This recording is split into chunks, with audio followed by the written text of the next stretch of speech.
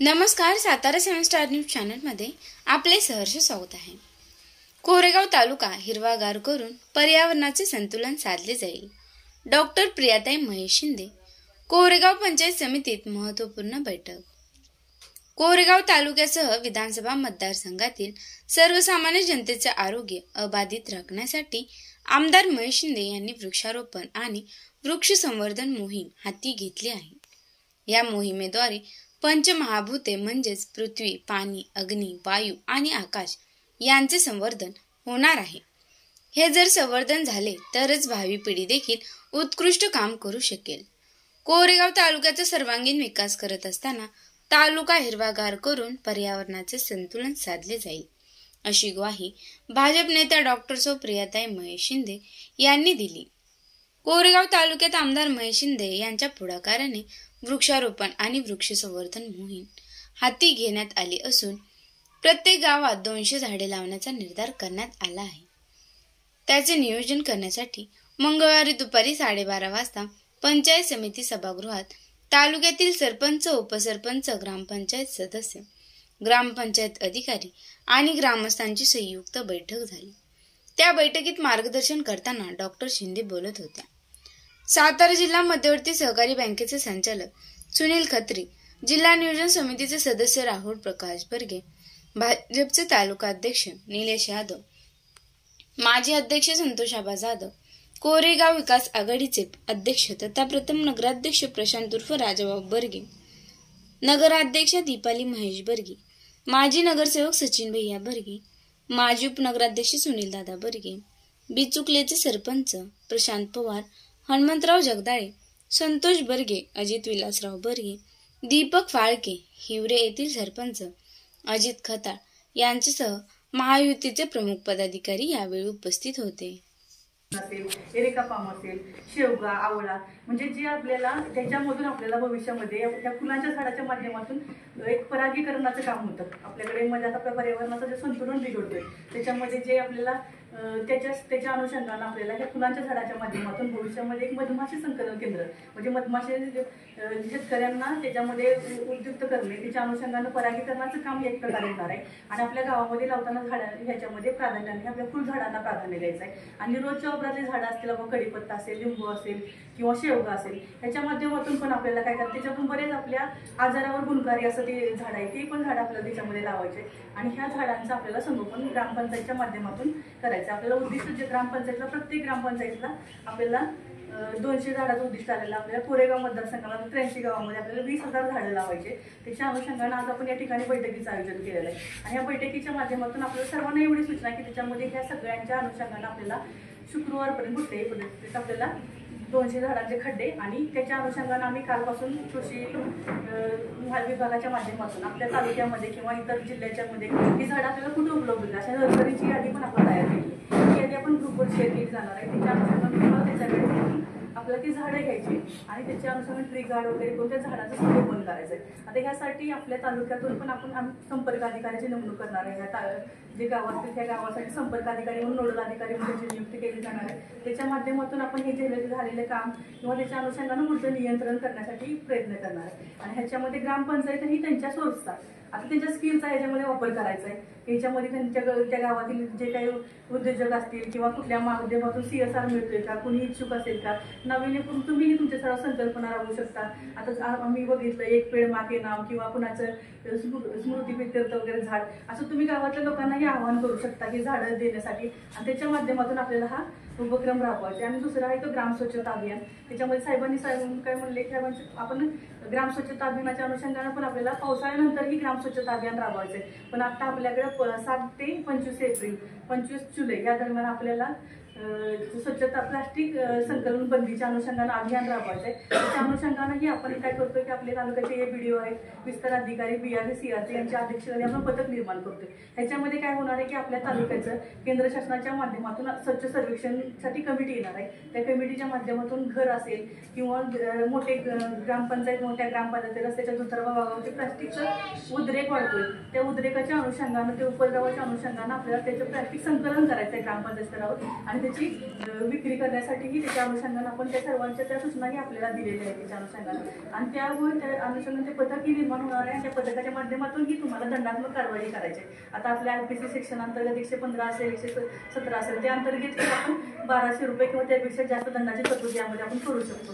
त्याच्या अनुषंगाने हे पथकाच्या माध्यमातून आपण काम करणार आहे. तालुक्यामध्ये प्लास्टिक संकलन, प्लास्टिक हे तुम्हाला काही नाव त्याचं म्हणजे उद्रेक वाढत आहे. प्लास्टिकच्या माध्यमातून जे आपल्याला लोकांना जे आजार होत आहे, कॅन्सरसारख्या वगैरे बऱ्याच भयानक आजारांना आपल्याला सामोरं जावं लागणार आहे. काही दिवसांनी असं असेल की आपल्याला कुठेही बघायला जमीन मिळणार नाही, सगळं प्लास्टिकचं जग विखरलं असेल. ते जर थांबवायचं असेल तर त्याला याच्यामध्ये आपल्याला प्राधान्याने ह्या 2 गोष्टीला आपल्याला प्राधान्य द्यायचं आहे. आणि ह्या अनुषंगाने आपण या ठिकाणी ह्या 2 अभियानाच्या अनुषंगाने या ठिकाणी आपण आज बैठक बोलवलेली आहे. आणि त्या बैठकीच्या माध्यमातून आपल्याला आपल्या तालुक्यामध्ये आपल्या कोरेगाव मतदारसंघाअंतर्गत आपल्याला प्राधान्याने सुरुवात करायची आहे. ह्याच्यामध्ये तुम्हाला सर्वांनी ह्याच्यामध्ये इनिशिएटिव्ह घ्यायचा आहे. हा उपक्रम आपल्याला यशस्वी करायचा आहे आणि तो यशस्वी करण्यासाठी तुम्ही सगळे सहकार्य करणार. आणि आपण आपला तालुका किंवा त्याच्यामध्ये आपण एक सुजाण नागरिक म्हणून आपलंही कर्तव्य आहे आणि त्याची सुरुवात आपण आपल्यापासून करतो. आपण कोरेगाव मतदारसंघापासून आपल्या गावापासून करतोय. मी माझ्या गावाचा मी ग्रामपंचायत, त्यामध्ये तुम्ही तुमच्या गावातील सरपंच असतील, तुमचे काही पदाधिकारी असतील, काही तुमच्या गावातील कोणी सामाजिक कार्यकर्ते असतील, त्या सगळ्यांच्या माध्यमातून तुम्हाला या ठिकाणी हे अभियान यशस्वी करायचं आहे. ह्याच्या अनुषंगानं ह्या दोन्ही उपक्रमासाठी नोडल अधिकारी किंवा संपर्क अधिकारी नेमणूक केली जाणार आहे. त्याच्या अनुषंगातून आपला आढावा घेतला जाणार आहे आणि त्याच्या अनुसार तुमच्या समस्या असतील त्याचा मार्ग काढण्याचाही आपण प्रयत्न करणार आहे. आणि ह्याच्यामध्ये सर्वांनी हे यशस्वी करण्यासाठी सर्वांना प्रयत्न करावं. आणि एवढे बोलून मी माझे असं लांबलेलं प्रास्ताविक थांबवते. मार्ग पद्धतीने या ठिकाणी या राबवलेल्या योजनेचं स्वरूप सांगितलेलं आहे. कोणतीही योजना राबवत असताना कागदावर असल्यानंतर प्रत्यक्षात फील्डवर राबवताना काही आपल्याला अडचणी येत असतात. तर अडचणी असाव्यात, फक्त त्या नकारात्मक नसाव्यात. तर आदरणीय दादांनी स्वतः ह्यात लक्ष घातलेलं आहे आणि त्यामुळे आपल्याला ही मोहीम अधिक प्रभावीपणे यशस्वी करायची आहे. आपणाला शासनाच्या सूचना तर आहेतच, पण त्याशिवाय रथाच्या एका चाकाबरोबर ज्यावेळेस अभिमान वाटतो की कोरेगाव तालुका हा नेहमीच एक वेगळं काम करत असतो आणि त्या अनुषंगाने आमदार महोदयांनी जी सूचना दिलेली आहे त्या सूचनेनुसार कोरेगाव तालुक्यातील 142 गावांमध्ये हा उपक्रम राबवण्यासाठी आम्ही गाव पातळीवर सर्व कर्मचारी, ग्रामपंचायत अधिकारी अगदी झोकून देऊन हे काम प्रामाणिकपणे करू. त्यामध्ये काम करताना ही संकल्पना नव्याने काही वेगळी नाही, परंतु ह्याच्यामध्ये थोडासा बदल असा केलेला आहे की आपल्याला प्रवेशद्वाराच्या ठिकाणी झाडे लावायचे आहे आणि वृक्ष लागवड आपण गेले बऱ्याच योजनेच्या माध्यमातून करत आलेलो आहे. पर्यावरण संतुलित समृद्ध ग्राम असेल किंवा याच्या अगोदर 100 कोटी वृक्ष लागवड असेल, अशा वेगवेगळ्या योजना शासनाच्या माध्यमातून आपण राबवत असतो. परंतु ही योजना खरं तर खूप चांगली आहे की या ठिकाणी जे फुलांनी सजलेलं प्रवेशद्वार होणार आहे. म्हणजे वेगवेगळ्या फुलांच्या माध्यमातून त्या ठिकाणी ज्या गावाच्या आपण प्रवेशद्वारामध्ये प्रवेश करणार असेल त्यावेळेस खूप चांगलं एक प्रसन्न असं वातावरण त्या ठिकाणी असणार आहे. आणि दुसरी गोष्ट, ज्या स्वच्छतेच्या बाबतीत जे प्लास्टिक संकलन सांगितलं तर ते खरंच खूप महत्वाचा मुद्दा आहे. आम्ही सुद्धा त्यासाठी गाव पातळीवर खरंच खूप प्रयत्न करत असतो. परंतु प्लास्टिक बंदी होणे यासाठी खूप महत्वाचं आहे असं आम्हाला वाटतं. कारण प्रोडक्शन जर थोडंसं कमी झालं तर त्या निमित्तानं आपोआप प्लास्टिकचा वापर कमी होईल. आता काय झालंय, सर्रास आम्ही जरी प्रबोधन करत असलो कापडी पिशवीचा वापर करा किंवा काय, परंतु जनजागृती लोकांच्या मधून थोडासा उठाव होणं गरजेचं आहे. कारवाई करणं हा एक कायदेशीर पर्याय आहे, परंतु कारवाईची वेळ न येता लोकांच्या माध्यमातून जागृती होणं आणि त्यातून लोक चळवळ उभं राहणं ही खरं गरज आहे असं आम्हाला वाटतं. दुसरी एक छोटीशी अशी अडचण सरांनी सांगितलं, मी सांगतो. काही ठिकाणी, काही गावामध्ये, सर्वच गावांमध्ये नाही, परंतु काही गावामध्ये अशी अडचण येऊ शकणार आहे की जे प्रवेशद्वार आहे त्या प्रवेशद्वाराच्या बाजूला जे आपले विद्युत पोल आहेत त्या विद्युत पोलच्या लाईन गेलेल्या आहेत. मग त्या ठिकाणी आपल्याला उंच झाडं लावता येणार नाही, त्या ठिकाणी छोटी झाडं जी आहेत ती लावावी लागतात. त्याच्यामध्ये जे आता आपण झाडं सांगितलेली आहेत त्याच्यामध्ये लिंबू असेल, कडीपत्ता, पारिजात, बकुळी, चाफा, जास्वंद, एरिका, पार, रत्नराणी, बॉटल ग्रीन आणि पिंपळ.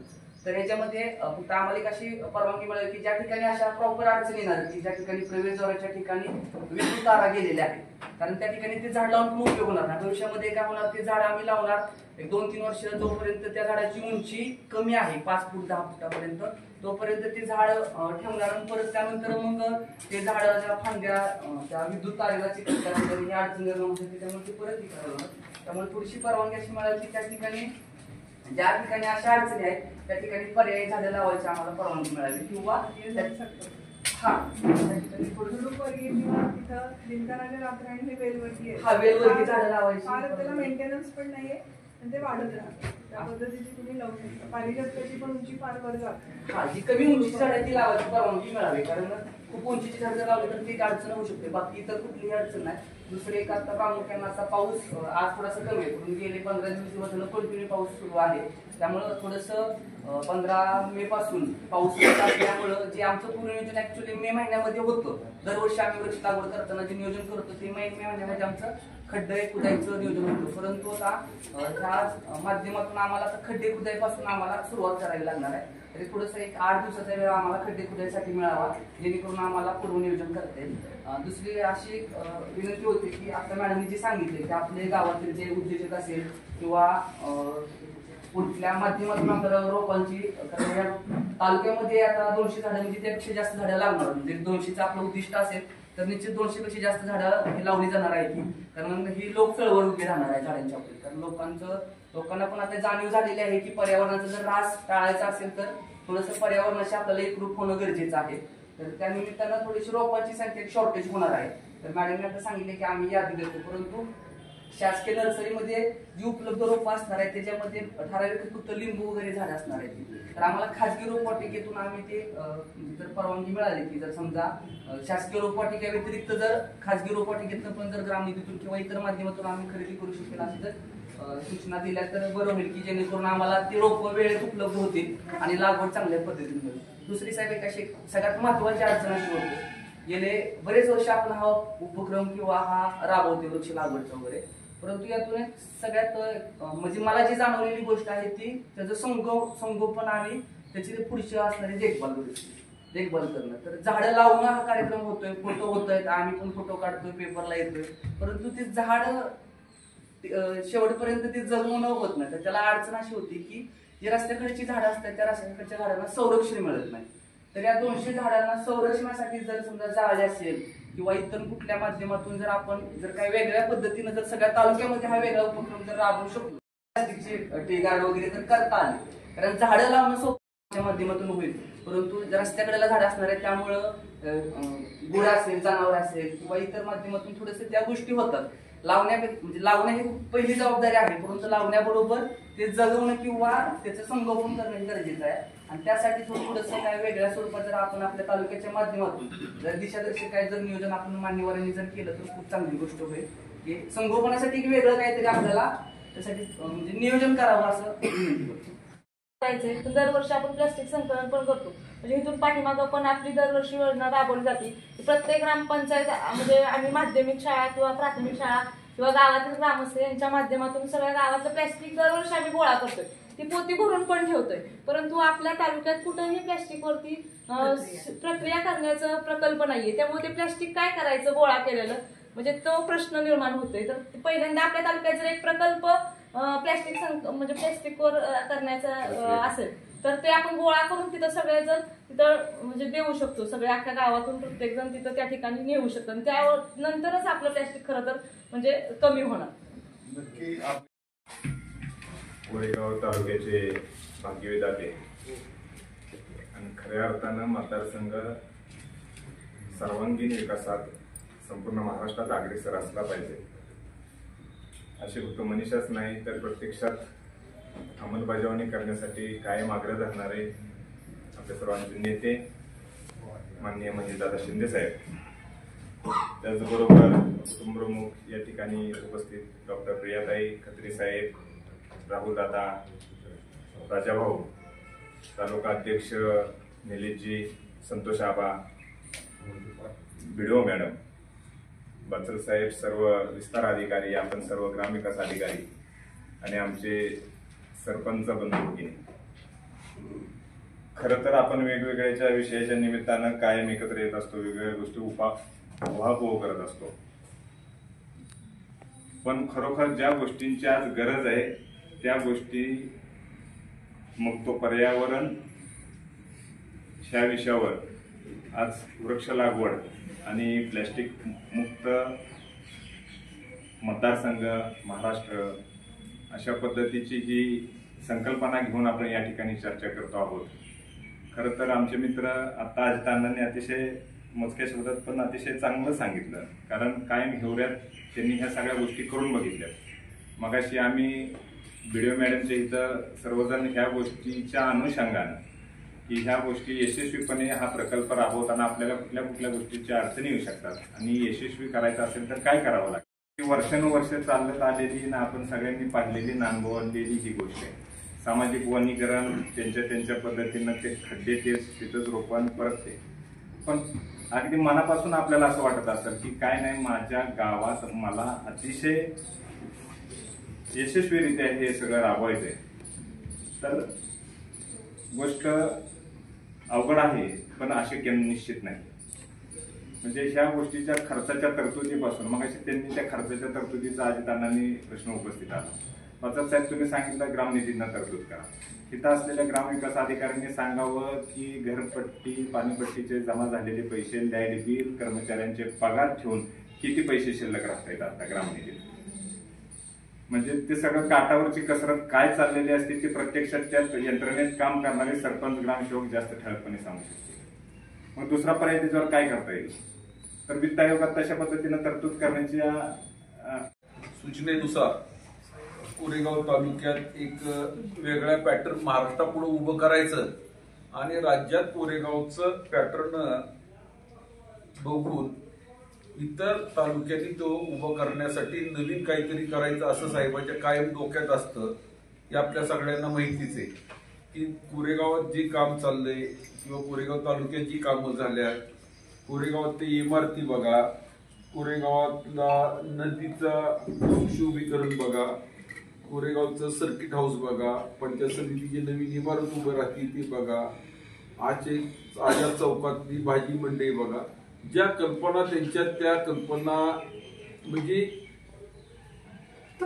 वेगळ्या की त्याचा विचार आपण करू शकत नाही, अशा कल्पनेतनं त्यांनी कोरेगाव तालुका मतदारसंघ उभा करायचा या भावनेतून ते गेले मागले 5 वर्ष त्यांनी इन्फ्रास्ट्रक्चरची कामं केली. प्रत्येक गावात त्यांनी रस्ते चांगले करायचा प्रयत्न केला.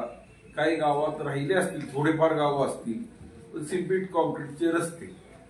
आता सिमेंट कॉन्क्रीटचे रस्ते उभे केले झाल्यानंतर ते चांगले दिसावे. आपण बाहेर कुठं गेलो तर साहेबांचा दौरा असतो, आपल्यातले काही लोक बाहेर परदेशात जातात, त्यावेळी तिथले एकंदरीत वातावरण बघतो, प्रदूषण बघतो आणि तिथं कशामुळे कमी होतं याचा सगळा अभ्यास तिथनं आमदार साहेब करून येतात आणि त्या दृष्टीनं आपला कोरेगाव मतदारसंघ युरोपातील एखाद्या शहरासारखा असावा असं त्यांना मनोमन सारखं वाटतं की आपलं काहीतरी वेगळेपण आपण कोरेगाव तालुक्यातून निर्माण केलं पाहिजे आणि त्याचा आदर्श इतरांपुढे ठेवला पाहिजे.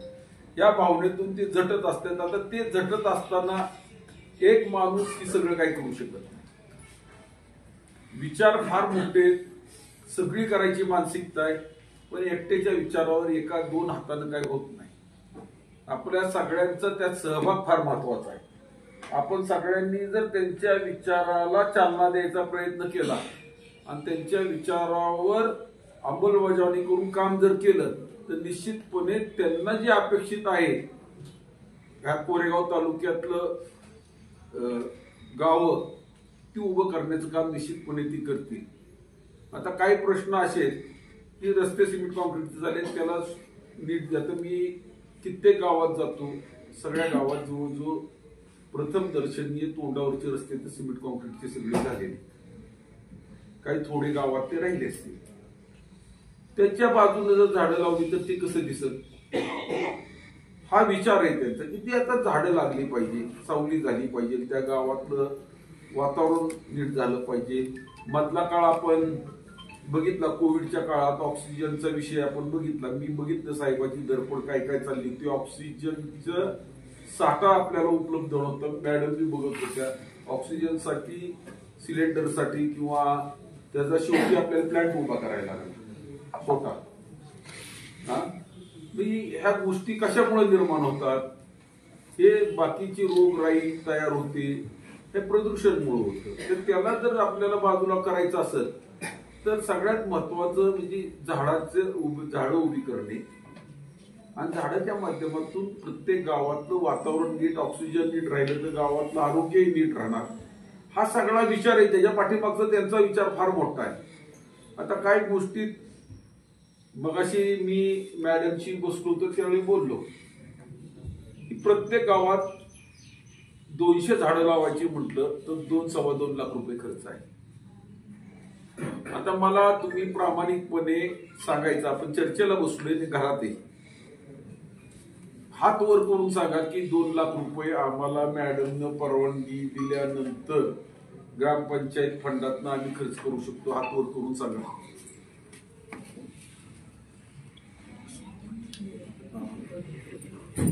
करू शकता कुणी?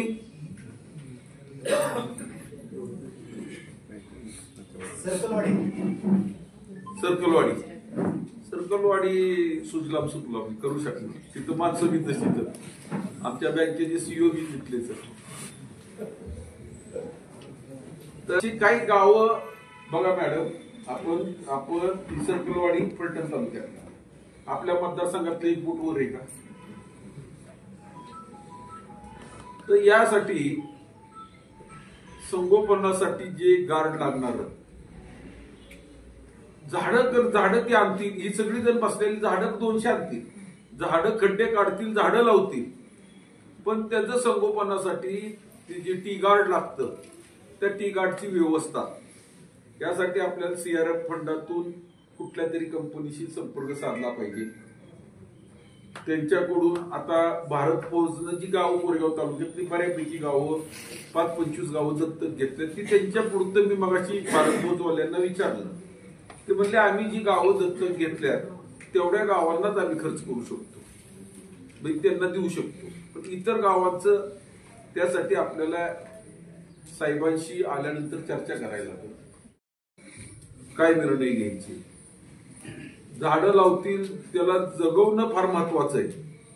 जसं प्रशांतनं सांगितलं, यांनी सांगितलं की त्याचं संगोपन करणं ते जगवणं. झाडं लावतील 200 जागेवर तुम्ही 400 लावा, पण ती जगवणं पुढच्या वेळी 40 बी राहायची नाही. ही परिस्थिती न राहता जितकी झाडं लावता येईल आपण लावतो, ती जगवणं गरजेचं आहे. यासाठी आपणही आता ज्या पद्धतीनं गावातले एखादा व्यावसायिक असेल चांगला, किंवा चांगले शेतकरी चांगला असेल, 25 एकर 10-20 एकर बागायतवाला, त्या लोकांशी आपण संपर्क साधा. त्यांच्या घरातल्या आई असतील, वडील असेल, किंवा त्यांच्या स्मरणार्थ असेल, किंवा त्याच्या स्वतःच्या नावावर त्याला करायचं असेल, टी गार्ड द्यायची असतील, एक 10 गार्ड मी देतो, माझं नाव टाका, त्याची एक पाटी टाकून टी गार्ड देता येते का, त्या पद्धतीनं ते टी गार्ड उपलब्ध करण्याच्या दृष्टीनं प्रयत्न करायला लागेल आपल्या सगळ्यांना. हे शक्य होईल का? असे प्रयत्न करा. जे अशक्य असेल ते आम्हाला सांगा, आम्ही त्या गावातल्या कार्यकर्त्यांना सांगतो बाबा 2-4 टी गार्ड द्या. तुम्हाला जे शक्य आहे ती तुम्ही करा. झाडं 200 लावायची आणि ती जगवायची. आजच्या मीटिंगचा उद्दिष्ट एवढाच आहे की झाडं 200 लावायची नुसते नाही, ते जगवायची. आणि ती जगवण्याचं काम आपण सगळ्यांनी करूया.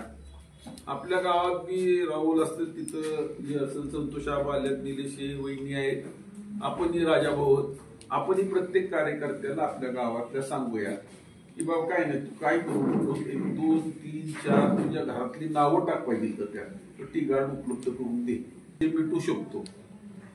किंवा आता समजा मी मला जर सांगितलं तर बाबा ही मी एक 50 टी गार्ड दे. आणि ग्राम स्वच्छता याच्या मीटिंग संदर्भात आमदार महेश दादांच्या सूचनेवरून आणि व्हिडिओ मॅडम तसेच पंचायत समितीच्या माध्यमातून जी आज मीटिंग घेतली त्या मीटिंगला उपस्थित मतदारसंघाचे लोकप्रिय आमदार महेशदादा शिंदे यांच्या समितीपती शिंदे, तसेच आमचे मार्गदर्शक श्री साहेब, व्हिडिओ मॅडम आणि सर्वच मान्यवर व्यासपीठ, त्याचप्रमाणे ही संकल्पना राबवतील असे आमचे सगळे ग्रामसेवक असतील, सरपंच असतील. खरं तर बऱ्याच ह्या विषयावर विस्तृत चर्चा झालेली आहे. पण मला थोडंसं असं वाटतं की अडचणी शेवटी आम्ही सुद्धा ह्या सगळ्या गोष्टी बघत असतो. तुम्ही ज्या सांगता की वृक्षारोपण करताना गाढ हवे, बाकीच्या गोष्टी हव्यात, कारण जे तुम्हाला सांगतो ते आम्ही केलं नाही असं काही नाही. आम्ही सुद्धा, तुम्ही म्हणता आम्ही झाडं लावतो, जसं आम्ही सुद्धा गेले 30-40 वर्ष निलेश हे सगळे प्रयोग आमचे झाले. पण सगळेच प्रयोग काय फेल जातात असं पण काय नाही. काही ठिकाणी आपण जर प्रत्येक परिस्थितीला जर बघून त्या काही गोष्टी जर केल्या, तिथल्या सिच्युएशन बघून, तर नक्कीच ट्री गार्ड नसताना सुद्धा झाडं आलेली आहेत. हे पण सगळ्यांनी लक्षात ठेवलं पाहिजे. सगळ्याच गोष्टीचं ट्री गार्ड हवेच असं काही नाही. मी तुम्हाला एक साधं उदाहरण देतो. मी परवा दिवशी आपल्या एकंब्याच्या इथं वरती डोंगरावर गेलतो. आता इथं एकंब्याचे सरपंच आहेत, तर त्या डोंगरावर एकच पिंपरीचं झाड दिसलं मला. आपल्या कडेला सगळं बाकी होतं. मला आश्चर्य वाटलं इथे असं बरोबर टेकडीवर त्या कुठल्या तरी बोराक्याने लावलंय तिथं. पण ते एवढं टुमुकदार इतकं मोठं झालं झाड की तिथं पाणी कुणी घातलं असेल कसं असेल, म्हणजे आश्चर्य वाटण्यासारखं आहे. पण त्या एका झाडाचा मला त्यांनी सांगितलं की त्या झाडाखाली सगळी लोक बसतात, तर त्या झाडावर सगळ्या लोकेशनची पोरं दिसतात. म्हणजे त्या माणसाला, ज्या माणसाने लावलं असेल तू बुराकीत असणारी 100%. पण त्याची कल्पना जी होती, आज मला तर तेच म्हणायचंय की काही ठिकाणी हा प्रॉब्लेम आहे. ज्यांना जे जमणार नाही त्याच्याही पेक्षा अशा आपण कुठेतरी आता तुम्ही जर सगळे ग्रामसेवक म्हणजे जर ठरवलं तर सगळ्यात गोष्टी लावू शकता. सगळ्याच ठिकाणी सगळी झाडे येणार नाही. म्हणजे अगदी आमदार साहेबांची संकल्पना असली, आमची असली, तरी पण ज्या ठिकाणी जी झाडं आपण लावू शकतो, कारण शेवटी हिरवंगार होणं, त्यातनं फुलं असणं हे अतिउत्तम, त्यातनं फळं येणं त्याच्यापेक्षाही अतिउत्तम. पण आपण सुरुवात करण्यासाठी हिरवंगार दिसावं ह्यासाठी तर सगळ्यांनी प्रयत्न करावे. प्लास्टिकच्या बाबतीत माझं स्वतःचं वैयक्तिक असं मत आहे की तुम्ही छोटी छोटी गाव आहेत, या गावातून आपण प्लास्टिक कमी करू शकतो का नाही ह्याच्यावर प्रयत्न करताना बऱ्याचदा असं जाणवतो मॅडम की एखाद्या रोज जेवढे आपल्याला वापरत असतात ते आपण टाळू शकत नाही. पण लग्न समारंभ एखाद्या गावात झाला तर किती प्लास्टिक एका दिवसात गोळा होतो बघा. आपण काही ठिकाणी अशा संकल्पना राबवू शकतो का? आपल्या कोरेगावात बघा भंडारमाचीत आहे का इथं कोण? भंडारमाचीत एक आदर्श असतो, तिथला भंडारा असतो, त्यावेळी घरातनं ताटून वाटे घेऊन येतात, बरोबर ना? मला सांगा तेवढे एका भंडारमाचीच्या कार्यक्रमात किती प्लास्टिक वाचतं? तुम्ही सगळ्यांनी मिळून एखाद्या गावात हा असा ठराव करू शकता का की काय नाही बाबा तुम्ही बाहेर लग्न करताय, कल्पना दिल्यात, पण अजून आपण चांगल्या पद्धतीने ह्या संकल्पना प्रशासन आहे किंवा आणि आम्ही तुम्हाला जिथे मदत लागल तिथे 100% आहे.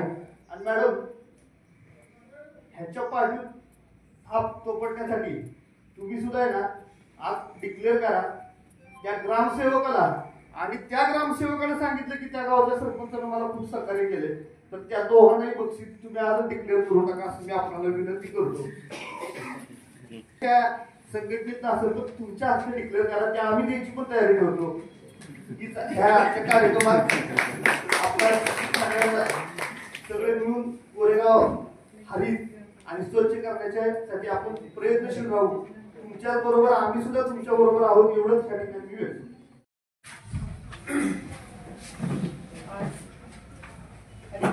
ग्राम आणि ग्राम स्वच्छता अभियान, प्लास्टिक गाव आणि प्लास्टिकचं रिसायकल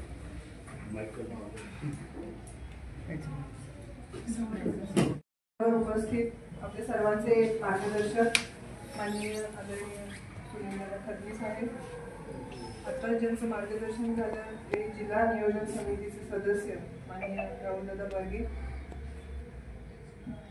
त्याच्याही आधी ज्यांनी मार्गदर्शन केलं ते आदर्श सरपंच आणि पत्रकार परिषदेचे अध्यक्ष, सरपंच परिषदेचे अध्यक्ष आमचे पवार दादा, या सगळ्यांनी जे मार्गदर्शन केलं आणि वृक्ष लागवड आपण बऱ्याच वर्ष झालं करतोय.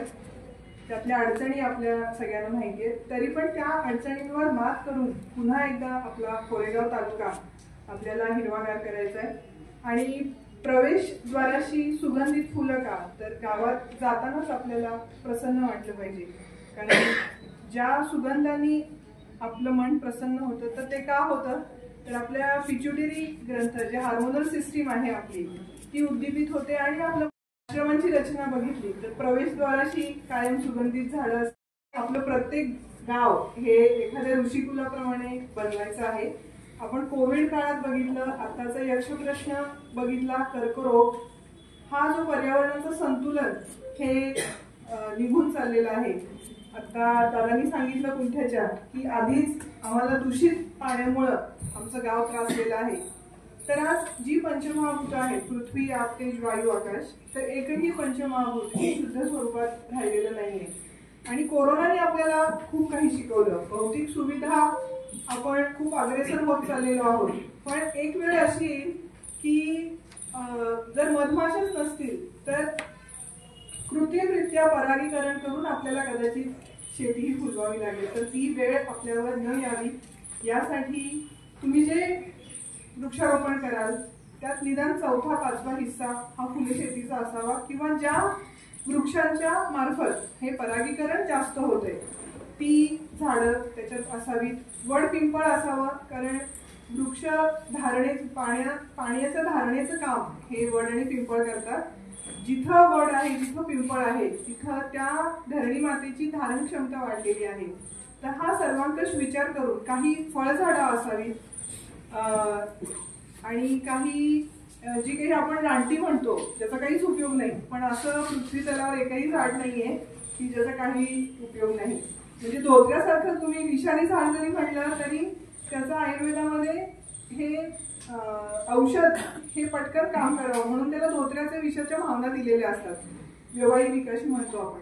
तर असं कुठलंही झाड नाहीये की ज्याचा औषध म्हणून उपयोग होत नाही. त्यामुळं सर्वंकष ह्या 200 झाडामध्ये सगळीच फळझाड नको, सगळीच फुलझाड नको, तर काही वड पिंपळासारखे धारण क्षमता वाढवणारी झाडं ठेवा, काही फळझाडं ठेवा. फुलझाडे ठेवताना आपण अगदीच नाजूक फुलझाड ठेवायची काही गरज नाहीये. शंकेश्वरासारखं झाड आहे ते जी सहज तुम्ही 4 महिने लावल्यानंतर पुढे 8 महिने त्याला मेंटेनन्स लागणार नाही अशी झाडं तुम्ही शक्यतो निवडा. आणि आपण प्रशासकीय अधिकारी आहात, कदाचित माझ्यापेक्षा जास्त अनुभव तुम्हाला आहे, तिथल्या अडचणींचा आहे. त्यामुळं कमीत कमी मेंटेनन्स मध्ये जी झाडं येतील अशी झाडं तुम्ही करा. आणि अत्यंत प्रभावी अशा संकल्पना राहुलदादांनी, खत्री साहेबांनी आपल्याला सांगितल्या की गेट टुगेदर आहे, बाहेरून विद्यार्थी त्यांनाही वाटतं की गावात आपलं अस्तित्व असावं. अशांच्या स्मरणार्थ किंवा त्यांच्या प्रित्यर्थ त्यांचे बोर्ड लावून तुम्ही द्या. आणि शाळा अत्यंत सुंदर काम करतात मुलं. प्लास्टिक आणि त्याचं संकलन ह्यासाठी निश्चितपणे मुलांना प्रेरणा देऊन, त्यांना बक्षीसं देऊन त्यांच्याकडून प्लास्टिक संकलन, जसं ताईंनी सांगितलं की आणि सरपंचांनी सांगितलं की अजूनही 1 वर्षापासून प्लास्टिक तसंच आहे. तर आमदार साहेबांशी मी तातडीनं बोलेल त्या सगळ्या प्लास्टिकची काय व्यवस्था करता येईल. किंवा तात्पुरता शासनाचं जरी जमीन मिळाली नाही तरी तात्पुरता लगेच कुठला आपल्याला प्रोजेक्ट सुरू करता येईल का रिसायकलिंगसाठी. कारण रिसायकलिंग मधून तुम्ही ठिबक सुद्धा तयार करू शकता किंवा मोठे मोठे जे कचऱ्याचे डस्टबिन्स आहेत हे आपण करू शकतो. तर या प्रकारचा रिसायकलिंगचा प्लांट तुमची जागा अगदी तातडीनं नाही मिळाली तरी त्वरित कसा मिळेल आपल्याला ते आपण बघूया. आणि खत्री साहेबांचं गेली कित्येक वर्ष या मतदारसंघामध्ये वास्तव्य आहे आणि एकदम वास्तविक चित्र त्यांनी उभं केलं की अडचणी नक्की काय येतात की कुंठ्याचा विषय सोडून द्या असं त्यांनी म्हटलेलं आहे. तर कुंठे सोडून आपण दुसरी कुठली जागा त्वरित मिळते का ते आपण निश्चितपणे बघू. आणि ही जर पंचमहाभूत शुद्ध राहिली तर आपली पुढची पिढी आपल्याला माफ करणार आहे. त्यामुळं नदीमध्ये कमीत कमी सल्फेट्स कसे जातील, तुमचं जे पाणी आहे ते शुद्ध करून कसं आपल्या नदीमध्ये सोडता येईल ह्याच्यावर आपण विचार केला पाहिजे. सेंद्रिय शेती जास्तीत जास्त तुम्ही ग्रामसेवक आहात ती कशी प्रवृत्त करता येईल, कारण अगदी सगळीच सेंद्रिय शेती काही तोट्यातली नसते.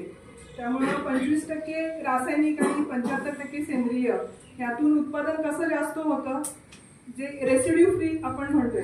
तर नुसतं सेंद्रिय न म्हणता रेसिड्यू फ्री शेतीला तुम्ही प्राधान्य द्या, त्याचं जनजागरण करा. लोक करायला तयार आहेत, पण लोकांना तेवढं ज्ञान नाहीये. तिसरं म्हणजे जे तेलातली भेसळ आहे. लाकडी घाण्यासाठी तुम्ही जास्तीत जास्त जे महिला बचत गट आपल्याशी संबंधित असतात त्यांना तुम्ही प्रवृत्त करा आणि त्यांना प्रत्येक बचत गटाला 100 घरांचं टार्गेट द्या.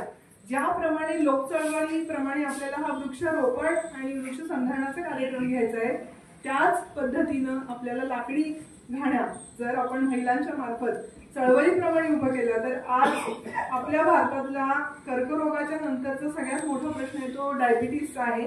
आणि तो निव्वळ तेलामध्ये जे सॉल्व्हंट 70% मिक्स केलं जातं आणि त्याच्यावर कुणाचाही कंट्रोल नाही. आपण शासनाची वाट न बघता आपल्या मतदारसंघापुरतं काम चालू करूया. जर डायबिटीसला हद्दपार करायचं असेल तर लाकडी घाण्याचं तेल सेवन केलं पाहिजे. त्याचं पूर्ण आर्थिक गणित व्यवस्थित आहे. म्हणजे तुम्ही अगदी 110 रुपये किलोचं पाम तेल घेताय आणि 250-300 रुपयाचं लाकडी घाण्याचं तेल घेताय, तरी मी तुम्हाला सिद्ध करून दाखवू शकते की ते आपल्याला आरोग्याला चांगले आणि ते आर्थिकदृष्ट्या पण परवडतंय. कारण ते लागताना 40%च लागतं, पण 40 नंतर जो हा आपल्याला डायबिटीस, हार्ट अटॅक, पॅरालिसिस ह्याला जे प्रत्येक गरीब घराला पण आपल्याला सामोरं जावं लागतं हे आपण बघतोय. आणि दर 10 मृत्यूमागचा 1 मृत्यू आत्ताच कर्करोगाचा आहे. त्यामुळे हे जर आपल्याला टाळायचं असेल तर हा फक्त शासकीय कार्यक्रम हे आज ऐकायचं आणि उद्या सोडून द्यायचं या पद्धतीनं न करता तेव्हा आपल्याला जाणवतं. त्यामुळं हे पर्यावरणाचं संगोपन आणि ही पंचतत्व शुद्ध ठेवणं हे आपलं काम आहे आणि ते तुम्ही तुमच्या गावापासून तुमच्या घरापासून हे करावं असं मी आमदार साहेबांच्या वतीनं आपल्याला आव्हान देते. आणि आमदार साहेबांचा एखादा संकल्प तर त्या संकल्पाचे आपण पूर्तता करणारे हात आहात. तुमच्याशिवाय कुठलाही संकल्प आमदार साहेबांचा पूर्ण होऊ शकणार नाही. आमदार साहेबांचा संकल्प हा स्वतःचा संकल्प या पद्धतीनं जर आपण काम केलं तर राहुल आणि आमदार साहेबांना मागेल तो निधी द्यायचं आश्वासन सुनील खत्री साहेबांनी दिलेलं आहे. तर खूप चांगलं काम आपण उभं करूया, ज्यात आपल्याला एक आत्मिक समाधान असेल की हे या 5 वर्षात तुम्ही संकल्प घेतला आणि पूर्ण करून दाखवलं. काही अडचणी येतील तर आपण निश्चितपणे कधीही सांगा, आमदार साहेब त्यासाठी तयार आहेत. आणि या बैठकीसाठी आपण सगळे उपस्थित राहिलात मॅडम, आपण नियोजन केलं ग्रामसेवकांना असेल याबद्दल आपल्या सगळ्यांचे पुनश्च एकदा धन्यवाद.